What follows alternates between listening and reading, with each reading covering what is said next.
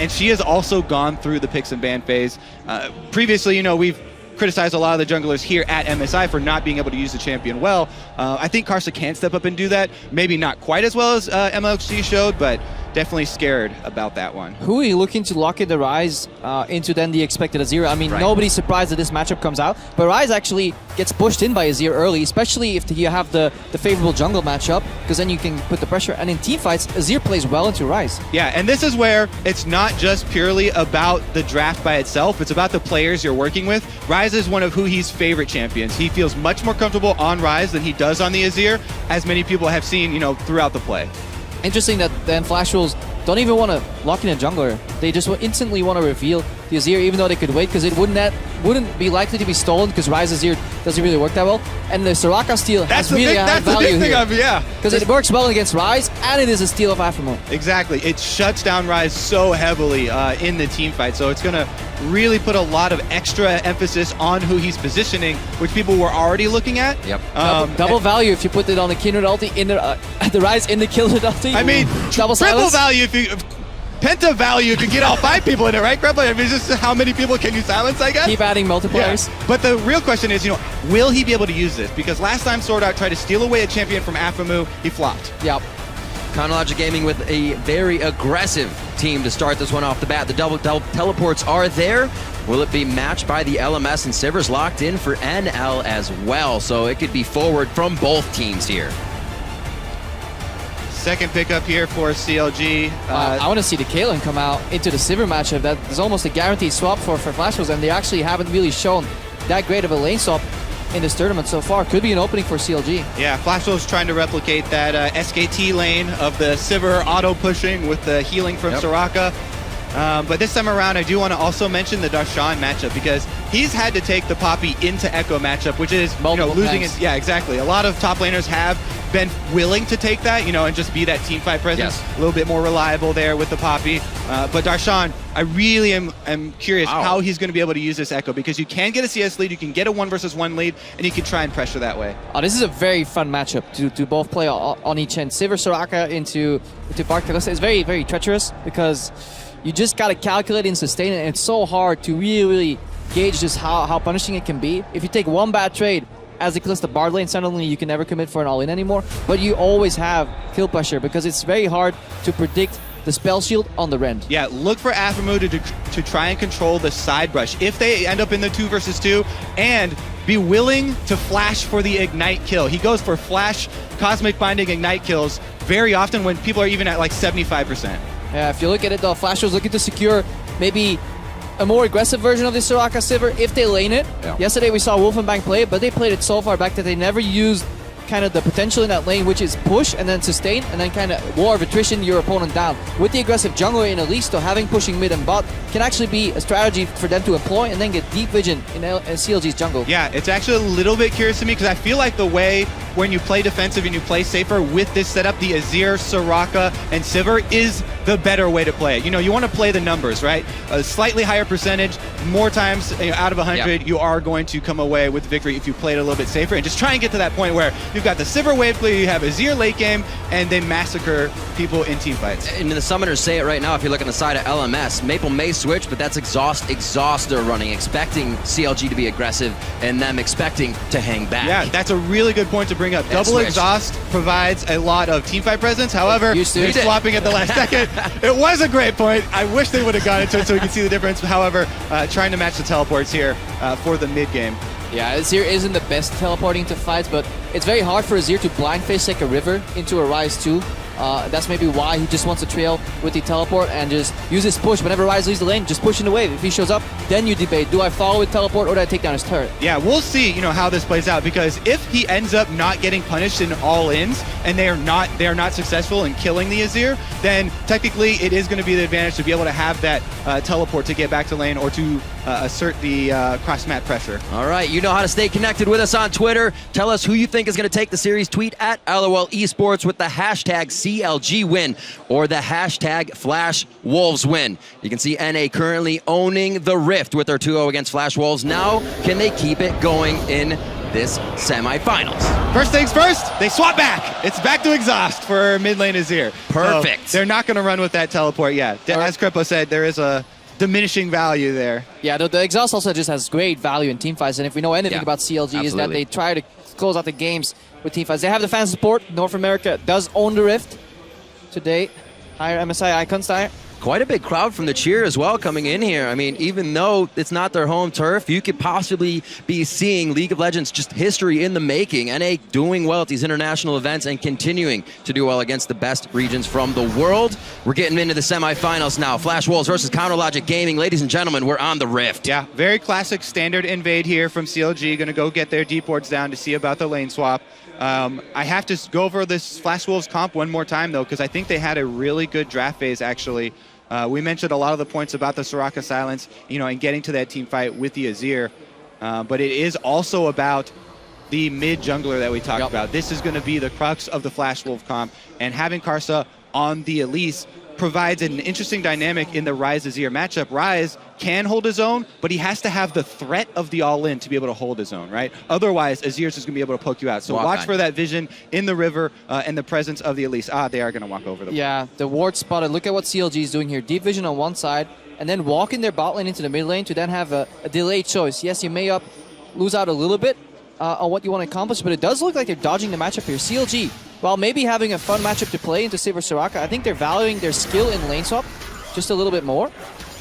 And they're actually swapping away from this bot lane. Same thing from Counterlogic Gaming as well as they head in towards that Bramble Pit of Flash Oh, Wolves. they're going for a cheese on red, I believe. Darshan getting stuck in. It's still going to be Counterlogic Gaming pushing out Flash Wolves, but this 1v1 here could cause Darshan to blow his flash. He breaks vision through the brush. A lot of wasted time for the duo there of Stixxay and Aphromoo. As Crepo was saying, they were going to try and find the cheese there, but end up just walking through the entire jungle, and they're going to miss all the camps. Aphromoo also going to miss this one. So what it does give us, or sadly not give us, is an opportunity to watch this Soraka from Sword Art. In his 166 games that he's played competitively, this is his very first Soraka game.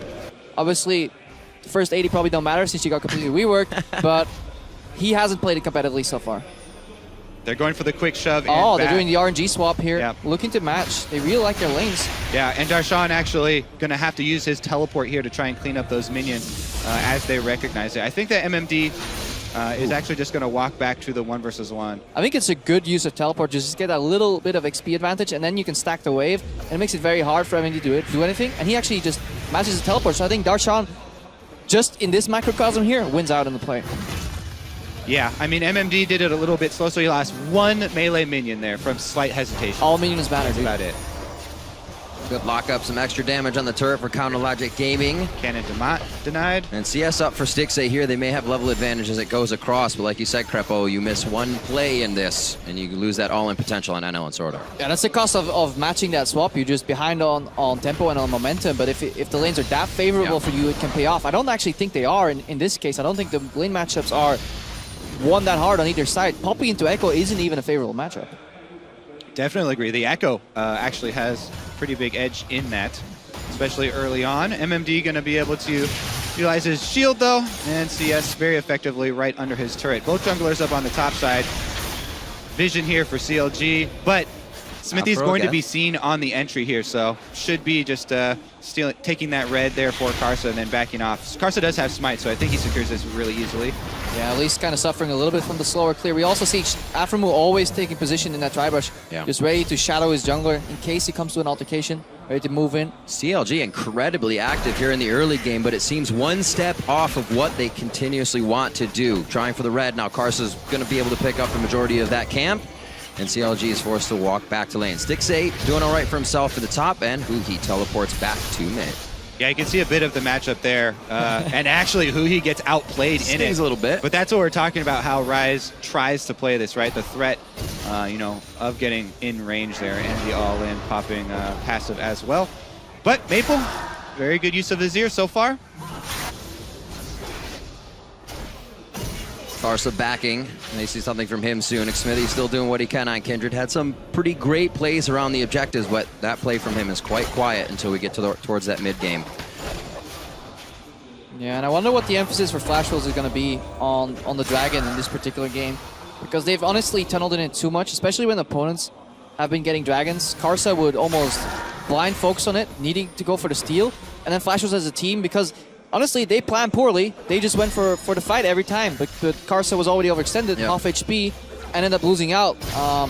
It is almost a bit of a joke, but if they're singing this much and having fun in the game, I think it actually hits their pre-planning, because they seem incredibly reactive this tournament so far. Yeah, I'm curious to see if that's something that they looked over and changed in the time off, because it was actually a surprise that they did go with that after the first day, since during the season, they were one of the teams with very little dragons. Very, very little. They kind of came into this event and said, hey, we can get aggressive at dragons. We like to fight. Here we got one in top lane, and now actually gets the ignite from Aframu, so a lot of lane pressure on that one. Stixxay can keep it where he wants. It's just going to be healed up by Sword Art. Yeah, ignite down means that the all-in very, very low threat now. So CLG, they're probably just going to try and farm at their turret, and I expect Smithy to be elsewhere on the map.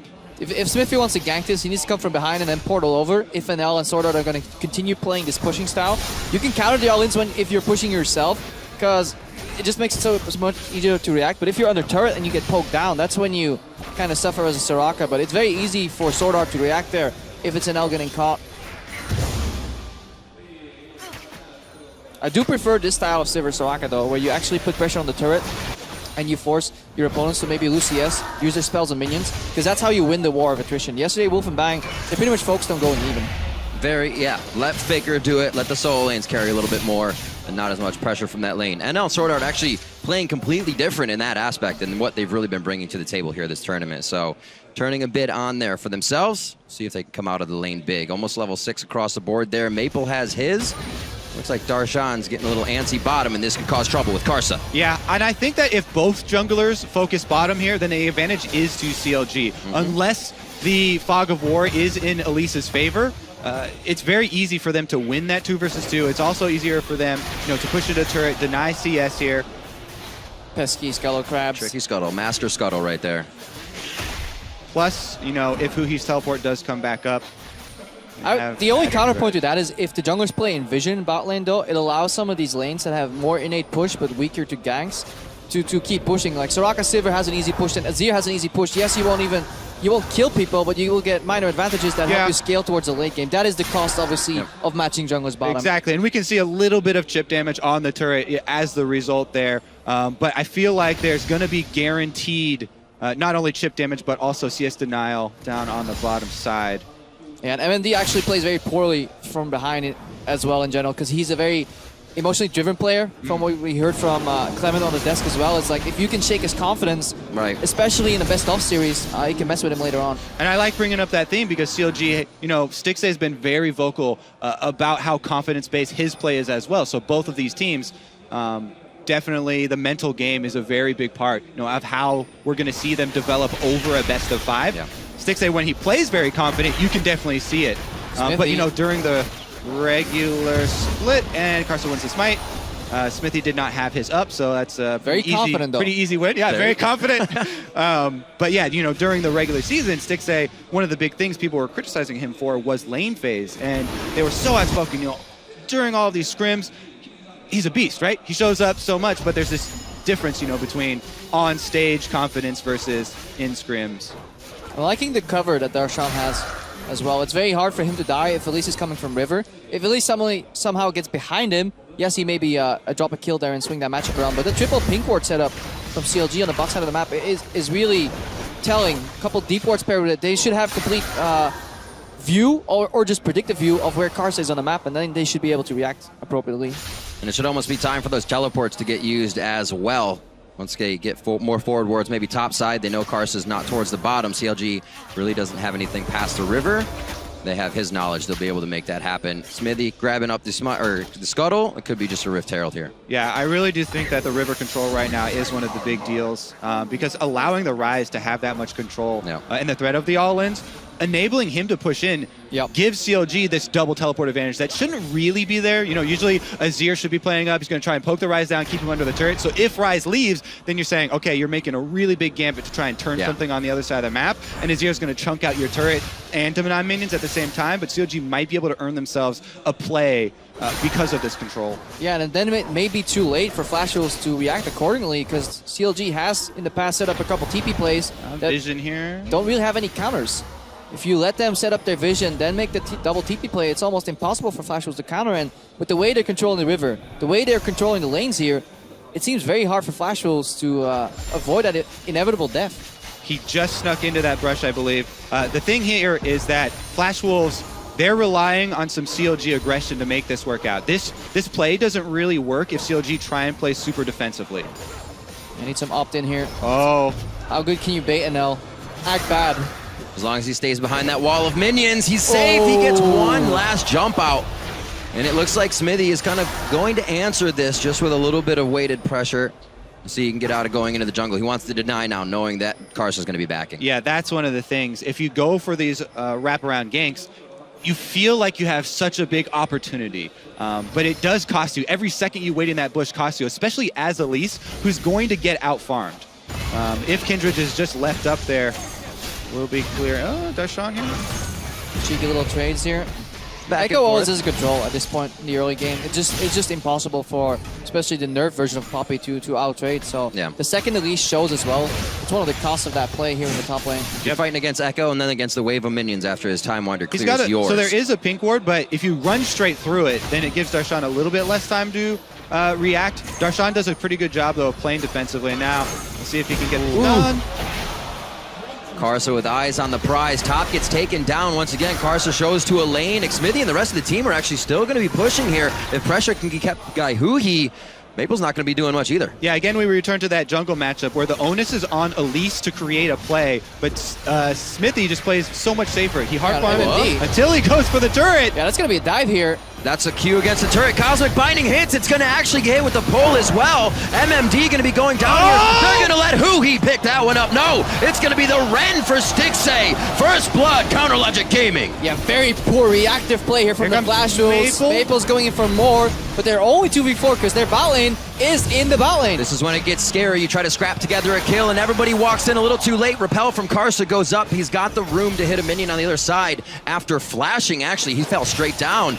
And now NL could be in trouble in the bot as Darshan's trying to tango 2v1. Yeah, and then one of the important things is being able to reset after a play like that. So often when teams commit so many of their resources, overstay afterwards, but CLG are able to disengage after that, and they're able to keep those rewards that they just earned in that topside play and defend bottom, plus Rift Herald trade probably for Dragon here. I think the reactive play from Flash Wolves is going to be try and scavenge that first Dragon. Yeah, they may go for the Dragon here, but in that exchange, not only do they make a lot of mistakes here, they leave CLG up with double teleport advantage. So this play right here is the result of a double cross map. First jungler showed stop, CLG gets an advantage bot. Then he goes to the bot lane, CLG get a push on the top lane, then translate in here.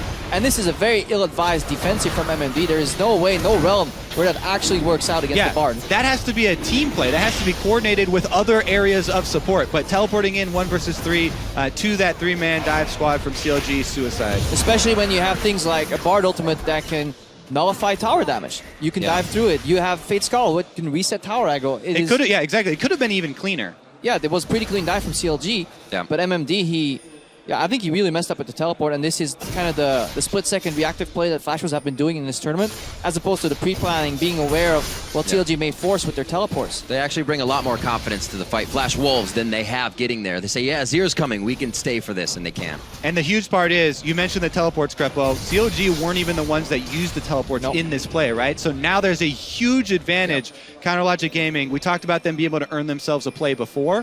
Now they've just got it handed to them. And this is where the rotations start. Down to the bot lane now. It's going to be one after the other. Nice job by NL to clear a few more waves, but it's just a matter of time before Flash Wolves has to put more resources down there or give it up. Yeah, we see a potential play set up here. Huhi's being a little bit passive in the mid lane, but Darshan has free reign in the top lane. And the second he will reveal Poppy, he will actually roam to mid lane, and see what he can do. Maybe even teleport to the bot lane here. CLG are playing with a numbers advantage on the board. Yeah. And I think something really that you need to recognize with CLG as well is how they play with the tides of their vision. You can see the ward lines move up before they make the play on the top side of the map. Before they made that play, it was absolutely covered with wards, both pink and green. Meanwhile, they change their play once their vision times out, right? Their vision is cleared. They then play more defensively and have to reset up the next play. They don't try and rush into it. Yeah, and that is the good thing about CLG's vision. They're really good at identifying when they should go for the shallow wards in the river to basically make pickoffs or maybe set up the next layer of vision. Or when they know everybody's in base, sometimes they bypass the shallow wards and go for the straight deep vision. It is a somewhat risky approach, but because they're so aware of their opponent's positioning on the map, usually they get away with it. And it is those deep wards that eventually lead those teleports behind enemy lines. Breather moment as the first two outers are taken down. Obviously, Chronologic Gaming going to be looking for that mid turret now. Already about 1.4 thousand gold up. It's an average of 1,200 gold up at 20 minutes for CLG, so they're already on a very good run this game. And Flash Wolves has had trouble coming from behind in their matches most of the year and now into MSI. 15:40 on the clock. It's just been that one kill. Flash Wolves is doing what they need to stave off more and scale this team up. CLG to pressure mid now. They know Afrim was there. There was double pings in that brush. Yeah, Can they play here against the 10%? CLG are going to try and pressure with their 4 range champions here on the mid lane turret. Sivir being down bottom is pretty big. Flash Wolves might need to actually rotate her mid as well to help deal with the potential of a dive there from CLG. That's where the Bard kind of kicks in too. If you can get a slow push on bot, you match 4 versus 4 mid, you can actually bypass a lot of these walls with the Magical Journey and get an even quicker rotation to a side lane.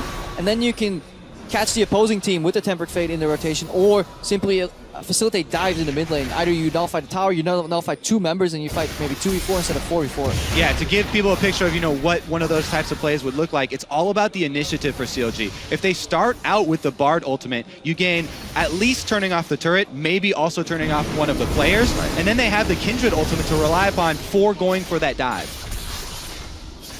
It also doesn't get more clear which target you're going for. It's bright and golden. This guy. Still growing their gold lead. Afrimuna starting to do his roams, picking up some chimes, making sure he gets that vision pushed up before Chronologic Gaming moves themselves forward anymore. And you can see the differences already in gold. Almost 1,000 for Darshan up on his lane. Yeah, and Kobe talked about the tides of the vision. CLG also play well with the tide of the waves. Darshan will not fast push. Everyone hang on. Whoop.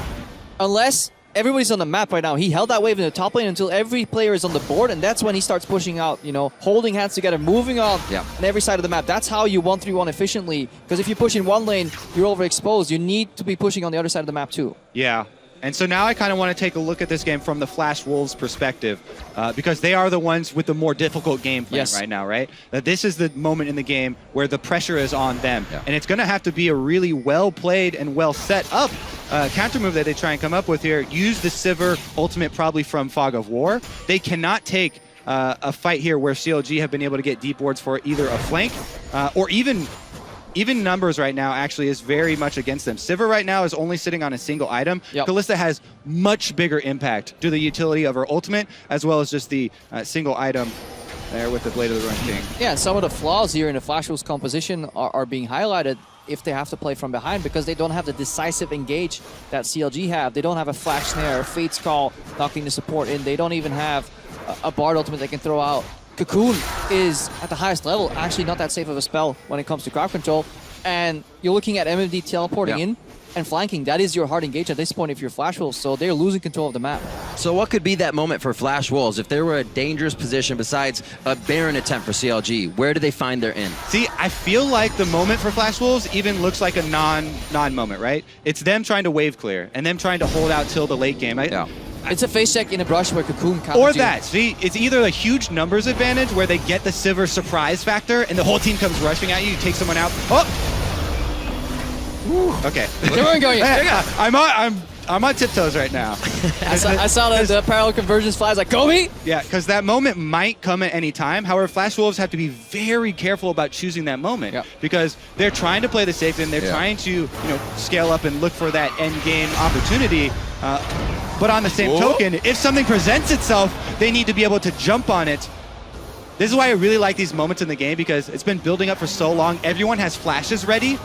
If you have the initiative in a team fight, you can jump on somebody. If you eliminate someone before, it really explodes into the full 5-on-5, then you can even turn tides. Yeah, they can hold this for 30 seconds. Home guards as well for this double TP.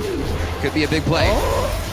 That's Maple here. Whoa! NL over the wall, tries to heal himself up, and Stay Alive flashes back. He's already taken down Afro Moo, and it's the Huhi teleport in. It's the Echo teleport in from Darshan. He goes flying forward, gets taken down after his chrono break. Xmithy going very low. They weren't able to use everything in conjunction. The respite and everything else was too broken. NL and Maple using everything there to survive, and the Soraka heals them back up. Here goes Karsa, though, face-checking Huhi. Very, very risky. Chronologic Gaming still holds goal side to Dragon. They pick that up for themselves and come out big on the fight because they could bring it in with TP. We're focusing just on a tiny bit of macro there at the micro at the very end there. When the sweeper turns off this ward, it's targetable. Elise is able to get out after that, getting a little bit too close to Rise, which is very often a death sentence. A little bit of tunnel vision here. CLG's fighting without Fate's Call because they just used it earlier. A tiny bit of disrespect trying to secure the Dragon. Yes, they had the wards in, but the kite is really right here for Flashwolves, especially with that Soraka in the background healing everybody up.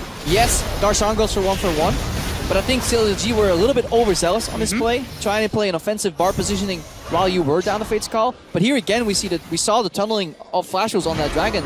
They should have known that they can't contest that whatsoever against this Rise. Just opted out, and they should have been a little bit quicker on the next play, get the tempo advantage instead of playing the scenic route and watching the opposing team take down the Dragon. At the end of the day, Flashwolves do get 2 kills off of that for the single Counter Logic Gaming trade, and now they're trying to shove up mid and pressure here, but CLG are closing in. A fantastic Emperor's Divide by Maple in that fight. On the Hunt's going to be used to get out, trying to pick up a little bit of that global gold. They have one more turret on the top side.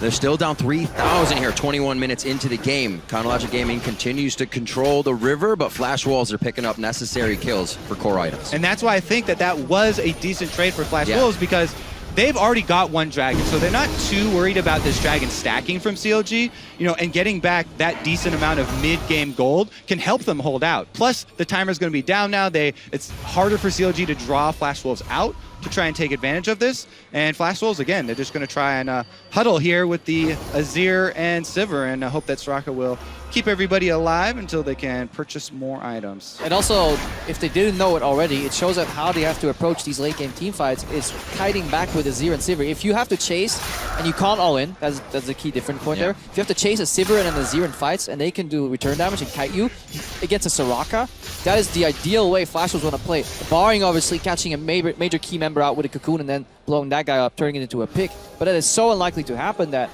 the slower team fights, walking backwards, kiting, and then turning on a front line member when it overextends. That's the way Flash Wolves want to approach the team fight, as opposed to CLG. They want to dive in, Echo in the back line, Stixay throwing in after move, maybe Tempered Fate. So a difference in approaches to these team fights. That position as well, the walls they could jump over between Xmithy, Darshan, and Stixay made that so easy for them in the end. And now, kind of just living inside of Flash Wolves jungle, they're going to make more work of this bot lane. Yeah, not surprised here. CLG, they're the ones who want to press the tempo. They're the ones running... Never mind, it's just going to be a disengage here. The tower actually doesn't go down. But CLG are the ones running the big 2-item carries, right? Rise is actually extremely powerful on these 2 perfect items for him that build both AP and mana. This is one of his strongest points, actually. Everyone always thinks of Rise as the super late game, but Azir is the one with the better top end there, whereas Rise has a really strong mid-game spike off 2 items, and Kalista goes without mentioning. The Hurricane plus his Blade of the Ruined King here for Stixay is one of his ideal points. Yeah, no more additional benefit really, as opposed to a crit build that comes out of NL. Which obviously is going to be a multiplier, and he's going to be critting the entire team with those wonderful changes to Sivir for the late game team fights. Such invisible damage too, those ricochets. You really don't pay attention to them until you feel them in your face. Oh yeah, you feel it. The real pain that comes across, and there's not much that really NL can get, or has to get by. Once he gets one of those like Xmithy in the front, you can start bouncing him off as long as he's not Tempered Fate by Afromu. And gotta keep track of these double exhausts in the team fights too, because we have many members that want to dash in. Like Smithy will pivot over a wall. You'll have Darshan just throwing himself in there, but then once the exhaust comes off, even on a Ren, for example, it can completely turn the tide of a team fight. Yep. Darshan actually kind of wants to eat one of these exhausts so that who he doesn't have to, and Smithy doesn't have to. Stixxay is even going to be a short-range AD carry. Definitely ruins their game plan if he gets hit with one. CLG is doing a good job keeping the map open, though. They never commit 5 members in one lane. They're really showing you how you use double teleport, not necessarily in a full 1-3-1 extended like push, but they always get one push going, rotate one of the members into the mid lane, and then they switch lanes, and they keep systematically taking out these outer turrets. Right. The thing they're really looking for right now is to establish not only extra damage on these secondary turrets, but looking for opportunities to use this Bard ultimate and the double teleports to jump on a Flash Wolves opportunity. If someone presents themselves, CLG have to be ready to pull the trigger there. Bard especially has a lot of potential for picking people off from a long distance. Yeah, peak potential is definitely there, but the foundation of that is vision, and that's why we might see Xmiffy and Aphromo here move into the enemy red jungle. First, get the vision control, and then if you can get deep red vision, that's when you can start baiting Baron. If you have to force errors out of Flash Wolves, that's when it becomes easy. If you can predict their movement, force them into a chokehold, that's when you can throw out the Bard ultimate or just pick them off. Honestly, getting these turrets would be less than what they could do. Leaving them up, the Tempered Fate behind, and then CLG collapsing around the entire Flash Wolves team. One turret could mean so much more, just not the turret. So looking for the fight and the turret. CLG buys their time, like you guys say, push that vision up and move back and forth quickly across Flash Wolves jungle. Here, giving Flash Wolves a little bit of breathing room. Reactionary Sieger from Flash Wolves, strength in numbers for their compositions. They're getting split on the map, so the reaction is to go mid. But right now, they know that they can't go further in mid lane, so 1-3-1 efficiently working here for CLG. Yeah, plus Dragon's about to spawn as well. So CLG, they're going to pressure on both side lanes, then probably retreat. Actually, they're going to keep it up if Flash Wolves decide not to pressure it. Whoa, that was don't agree with that one. But they're actually pinging Baron, so they're going to use the Baron pressure to keep Darshan in the top lane, hoping that he can 1v1 put tower pressure and then turn this into a bait, but it's a little bit too little vision here. Yeah, so CLG thought that they were about to get pressure for the side lanes, but Flash Wolves just went for Dragon. Yeah, exactly. They played that mind game there. Haha, we're going to stay out on the map. CLG did not expect that, and so they lose out on a little bit of the pressure there. But if CLG had a blue trinket on Dragon, that could have been absolutely destructive. Third Fate, that's going to be one hit on Karsa. Is that what they want? The repel is still there. Sword Art coming from the side to join his team, and MMD is in the middle of the fight as they head towards the backside now for Counterlogic Gaming. It seems like they've split both sides. Everybody's safe for now as Aphromo tries one more attempt. The Cosmic Binding actually connects with the turret structure on MMD. It's the follow-up for Counterlogic Gaming. They found Sword Art, and now they may find more. Darshan deep under the turret. Chrono Break is there, but it's not necessary just yet as they continue to close in on kills. They continue to sing the praises of their teammates, and Darshan dodges one last attack out, but the execute is there from Karsa. CLG looking for the ace. The respite is down, and it kills the members necessary and allows Maple to drop. The 3 re-engages there were actually so well played by CLG. Yeah, everybody thought that fight was over, and then one binding connects, then Aphromo flies in, Darshan goes in, and the ultimate, the Shurima shuffle, it wasn't there. It was simply too late for Maple. It goes Aphromo, then Stixxay with the Fade's Call, then Aphromo again, and Smithy going forward as well, Huhi with the flash. Very, very key fight there for Counterlogic Gaming. If Flash Wolves were able to hold at that point and delay the game further, it would get much worse for Counterlogic. Tempered Fate splits up the team fight, and Hui immediately goes for an L, and this is what we talk about, creating space here, because it allows Stixxay to play wherever he wants. Xmiffy even flies out of that fight. Baron right now as well. This is actually a pretty tense moment. I don't see anyone on the minimap going for it, so I think that's a CLG confirmed Baron. But look at the re-engages. Multiple times. There it is. He hits the binding into the Fate's Call. Smithy and Huhi jumping forward here. Sword Art does go down, and that's when CLG decides to continue this dive. Stixxay on the Kalista following up the damage, and Darshan goes in to tank the turret, ensuring that they clean up everybody else. Smithy here going to make sure that Stixxay doesn't go out, and Maple actually just took the soldier in there right as the Kindred ultimate came up. I didn't quite see it, but On the Hunt was on a fairly large cooldown in that fight. Maybe Flash was actually used that to get out of the mid lane quicker and rotate to the Dragon, and then didn't have it up for the fight, because it seems like a key ultimate to have. We'll have to recheck that, because they need a kite with that On the Hunt. If they don't have the additional move speed bonus, then exactly what Kobe described right there will happen. These re-engages, people dashing in aggressively, closing the gap. So we gotta point out, and because I didn't see that binding. Players across the globe have been praising Aphromo's play at this tournament. at this tournament, different plays, different champions. And I think it's underestimated the confidence of your captain and how much synergy that brings to the team when you see that your captain is confident as well in his initiation. Yeah, he definitely knows the limits of that champion. On the hunt, just watch it real quickly, was used at the start of the fight. So Flash Rules, they didn't disengage quickly enough. They thought they could take the fight, but ended up losing it. So they were split up at the start. Good engage by CLG, and again, decisiveness is what they need. They know when to strike, and then these teamfights are played out perfectly. They're switching targets, they're never overcommitting. Huhi launched initially on an L, but then realized after his combo that he would chase into his death, so he backed off again. They target switch very well in CLG, very controlled communication. Definitely want to highlight Smithy's damage contributions as well on the Kindred. This is one thing, you know, when we talk about the differences in these two team comps as far as scaling, definitely the advantage for CLG as far as the jungler matchup goes there. Yeah, Banner of Command versus Phantom Dancer. Yeah, exactly. All right, here's CLG trying to close in, capitalizing so much off that last team fight, turning it into the Baron, turning into side lane pressure once again, and the turrets are going to fall. Slowly pushing in. On the hunt goes on. That's, I mean, they give it respect, but there's no push by Flash Wolves. They know it's kind of a balk there. CLG is going to stay inside the base, look to get a bit of extra damage down.